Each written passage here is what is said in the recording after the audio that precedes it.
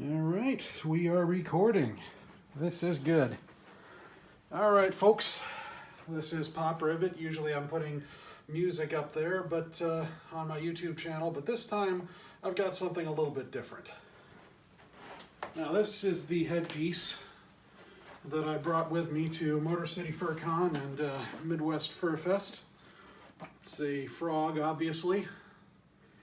It has a helmet that is inside it before I actually put it over my head. I've probably shown off the ventilation system before.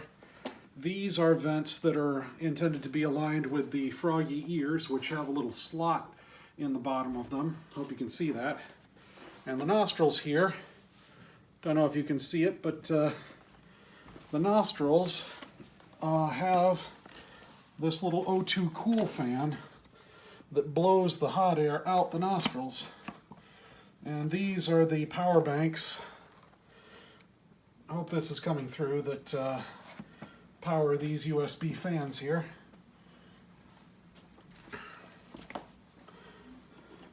Ever since I added a jaw that actually opens and this black mesh that I can see out of better in daylight, and I can see out the yellow mesh, ever since I added that, the throat inflating gimmick that I had did not work as well as it was supposed to. Now, that was because the black mesh sort of bunched up towards the front and got in the way of the, well shoot, let me grab it over here. It's just outside the camera's range. Actually quite a bit outside the camera's range, who am I kidding? This is the top of a Shake and Share popcorn bucket from Celebration Cinema. And I had this attached to the little servo motor that controlled the throat inflation gimmick, and this would just bash it right up against that black mesh, and it just wouldn't inflate the throat. Sometimes it would inflate it, but it wouldn't go as far as it used to. So I decided that it's time for me to change the position of the servo motor. You get the helmet in shot here. The servo motor used to be attached right about here. Now it's attached much further forward and a little bit further down too. This is 3D printed. A friend of mine from work helped me get this 3D printed. The bamboo studio that you use to get certain things modeled, that is free. I downloaded it. I figured it out enough to create this. So the servo motor is just tucked very snugly in this slot here. Let me bring it closer to the camera. There's pegs that go into small holes on the side here so that it can go up and down. This part here in the middle is, I called it the actuator arm. It has a tiny slot that attaches right to the servo arms of the motor. And obviously I don't have all the batteries in. I keep the batteries out of it so that it doesn't consume power. But I do have 3 earlier drafts here to sort of show and tell what's going on. This is the simplest of them. I actually had it diagonal across the base of the 3D printer so that it would, so that I could squeeze more length out of it. Normally you can only get 7 inches. This one is a little bit closer to 10 inches. And I hope that this is showing up in the camera. Let me see here. Yes, it is. Good. This slot here was meant to be exactly the right size to have the servo horns snap right into it, but it was just the tiniest bit too small. The next draft of it that I created had this slot be just slightly bigger, and otherwise it was completely the same. This is the base. obviously there's this sort of rounded bit that is supposed to go onto the front of the bicycle helmet, and that is glued on there. This slot here is obviously supposed to have the servo arm in it and let it swing back and forth. This slot was just a little bit too small for the servo to fit inside it. It was just barely by a few millimeters that I got it wrong. These pegs are meant for this mask to fit into it. And I made some mistakes with the mask as well. This pylon, which attaches, let me make sure that I'm getting it in the camera right. Okay, yeah, this pylon, which attaches the hinge peg to the rest of it, I was sort of measuring it so that the hinge pylon would work going up from here. Instead, it should have been going down from here, or 90 degrees. I underestimated what 90 degrees was from here.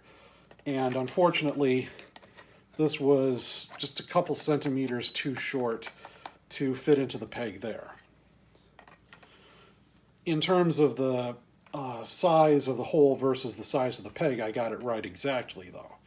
So each one of these had something just a little bit wrong. There was also, even on the final one, there was something that I got wrong.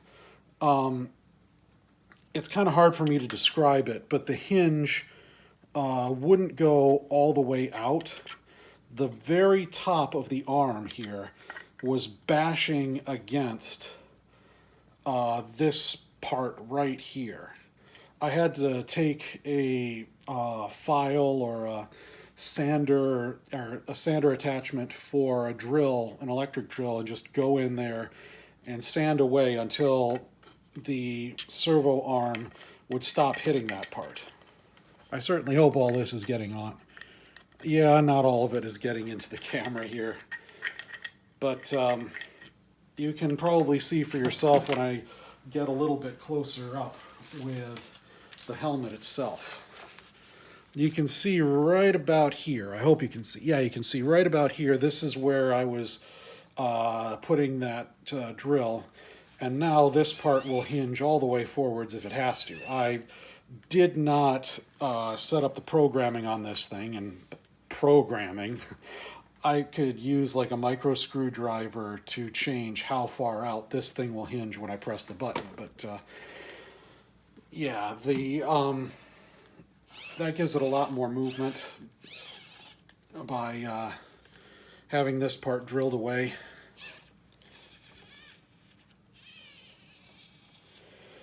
Anyways, I think I've yacked about enough about, well, this.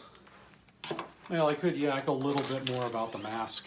I started with a sphere, sliced off a whole bunch of it, created a little slot that the actuator arm is supposed to go in.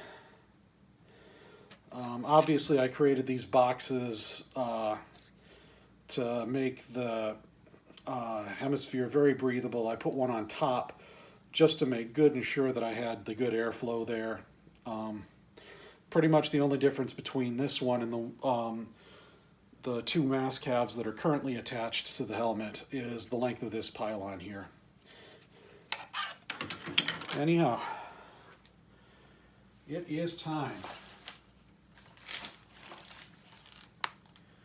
Let's do this. Okay, so I have the battery inside here. And I have the controller in my hand. I push the button.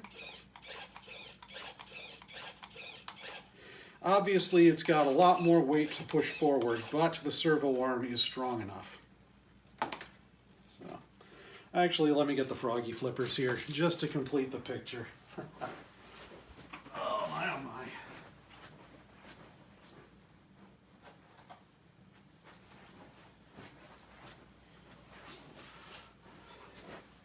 You know, I say to get the froggy flippers to complete the picture, but my standard costume with this actually includes rain jacket, and if I'm taking photos, rain pants. But seeing as how I'm already hot and sweaty from grabbing all these props and showing everything off, I think I'll stick with the poodling option here. Because I live a very, very long way from Anthrocon.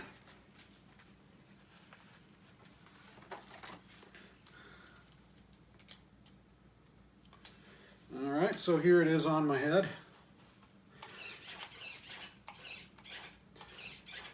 For some reason it feels like it's going faster now that it's on my head. I can't explain that, but you know, now here I am looking like something out of Honey, I Shrunk the Kids. I'm dating myself by saying that, which is good because nobody else is going to date me.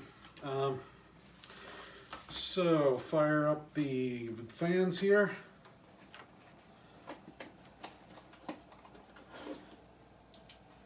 Fire up the O2 cool fan. And now bring this up. Hey, is that O2 cool fan is sticking? Come on, get in there. Thank you. Up and down. Then I take this and get the hooky, the Velcro bits off of the fabric there. And here I am.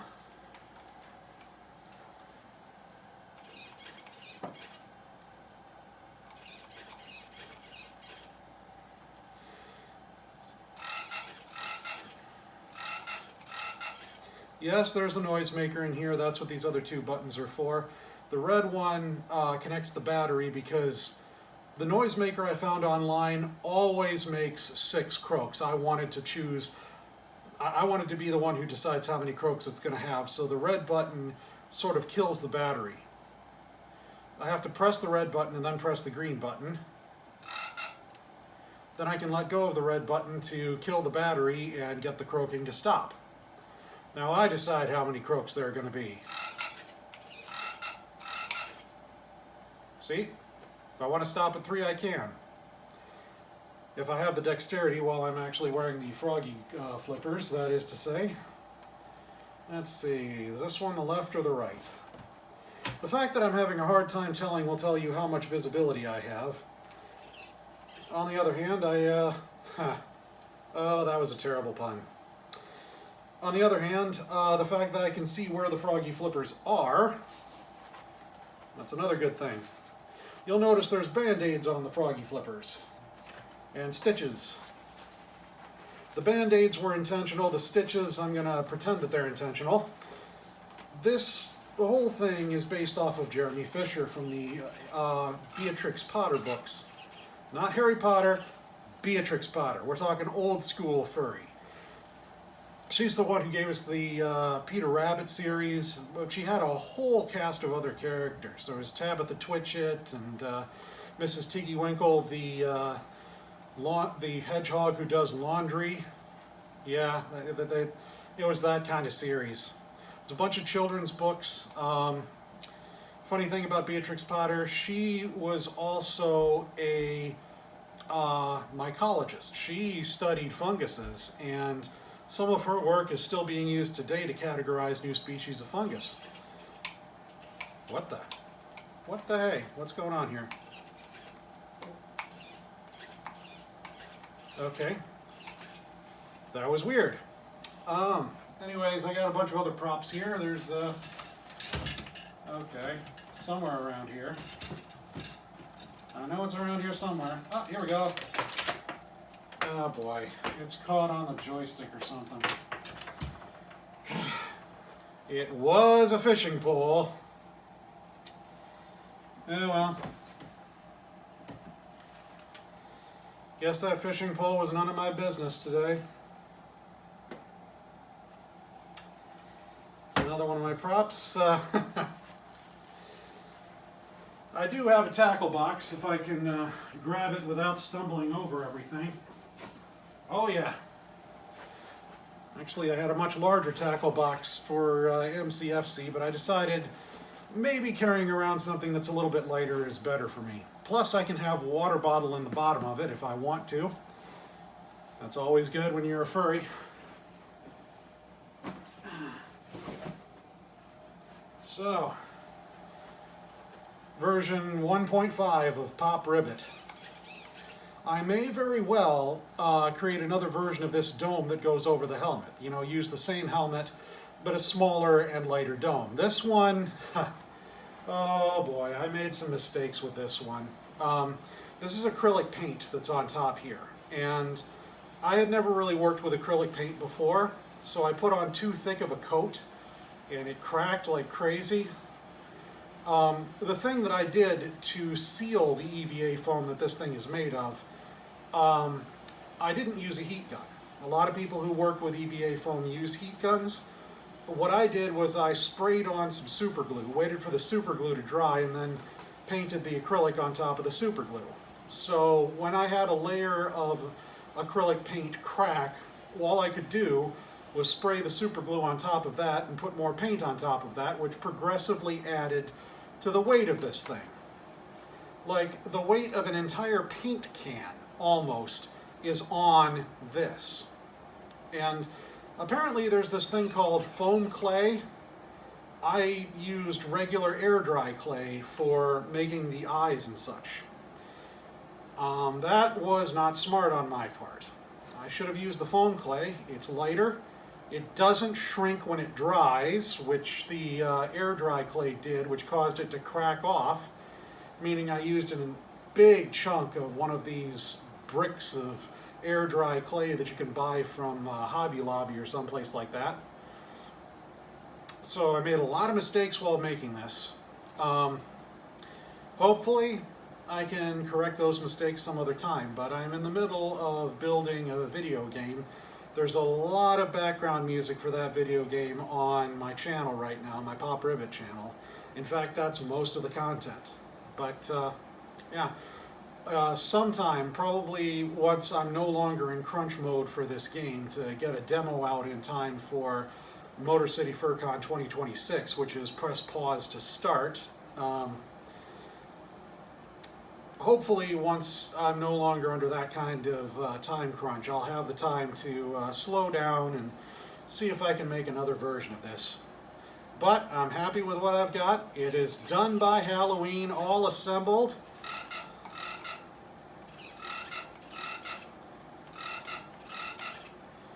Now that is weird.